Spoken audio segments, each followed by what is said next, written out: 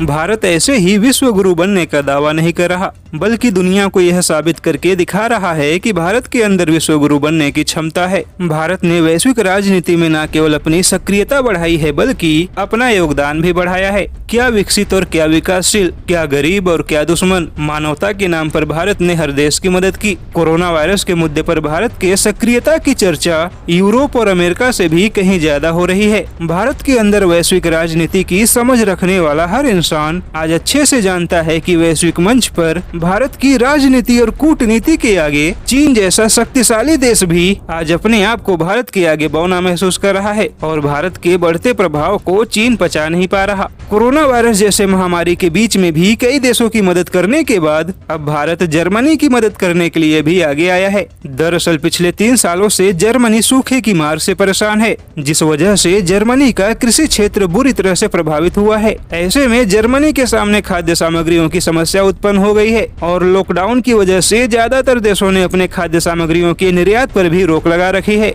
ऐसे में जर्मनी ने अपने देश के अंदर खाद्य सामग्रियों की समस्या को दूर करने के लिए भारत से सहायता मांगी, जिसके बाद भारत ने भी 3 साल से परेशान जर्मनी को खाद्य सामग्रियों की सप्लाई करने की तैयारी शुरू कर दी है। वैसे आपको जानकर हैरानी होगी कि लॉकडाउन से पहले किसी को भी यकीन नहीं हो रहा था कि भारत इतने लंबे समय तक लॉकडाउन झेल पाएगा, लेकिन ऐसी बातें करने वाले यह भूल गए कि भारत एक कृषि प्रधान देश है और उसी कृषि प्रधान देश होने का नतीजा है कि भारत ने लॉकडाउन में अपने 130 करोड़ की जनता को भी संभाल रखा है, जबकि बाकी विकसित देश अपने 2-4 करोड़ की जनता को भी संभाल नहीं पा रहे। और आपको यह भी जानकर हैरानी होगी कि आज किसानों की ही वजह से न केवल पूरा देश सुरक्षित है, बल्कि भारत का विदेशी मुद्रा भंडार भी नीचे गिरने से बचा हुआ है। और किसानों की वजह से ही 50 दिनों की लॉकडाउन के बाद भी भारत के परचेजिंग पावर पैरिटी की क्षमता अभी भी पहले जैसी ही मजबूत है।